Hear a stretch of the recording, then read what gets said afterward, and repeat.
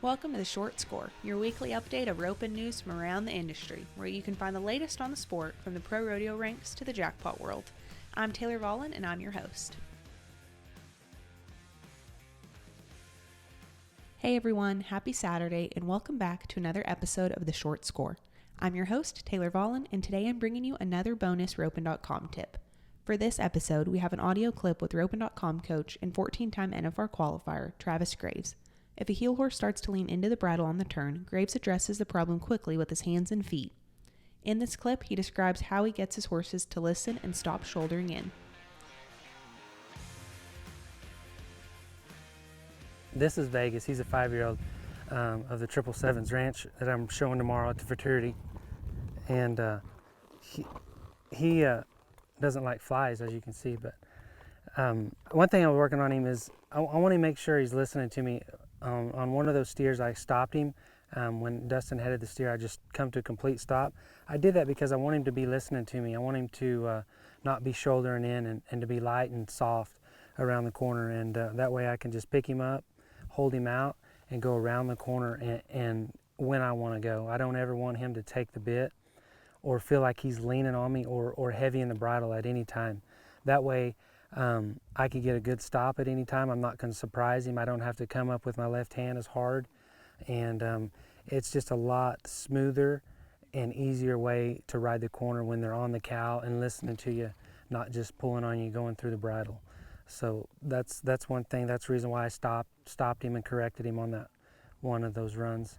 Shouldering in means when their head goes to the right this way, and this shoulder right here goes in towards the steer.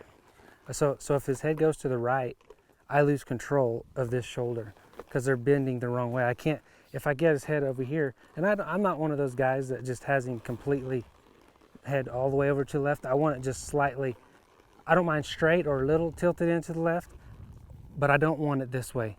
If their head is to the right, their shoulders drop. And that's what I mean by shouldering in, is that you lose control of this shoulder. And that's why I stopped him on the one, because if I have control of him right here, if he's listening, I can keep him up at all times, always keep him up to where I got him nice and soft to where he's listening to me. So that's what, when you hear pro guys talk about, well, he's shouldered in, that's what we're talking about, losing control of this left shoulder right here. If you lose control of this shoulder in the turn, it causes a bunch of different things. One thing is that you're going to get too close to the cow because you have no control. You can't slow him down and keep your distance around the corner. He's taking the bit and he's taking his shoulder and just going. So you're going to be on top of the cow, which means your tip's going to be up in the air, and which means is you're going to have to pull and then rope as he's going away from you. All those things are bad habits to get into. You can't catch all your cows doing those things right there. It makes it extremely hard to be consistent.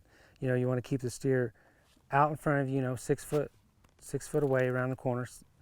And when I get my swing over the steer's back, I want it to be right over the middle of his back, not too close and not too far away. That kind of judges it to where you know exactly the right distance, on your positioning.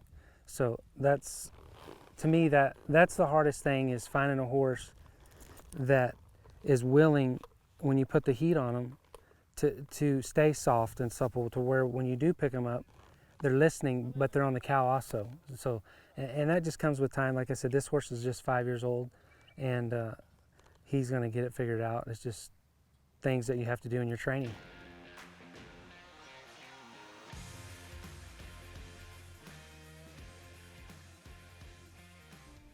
If you haven't yet already, head on over to roping.com to sign up today. You can use the code THESCORE15 for 15% off.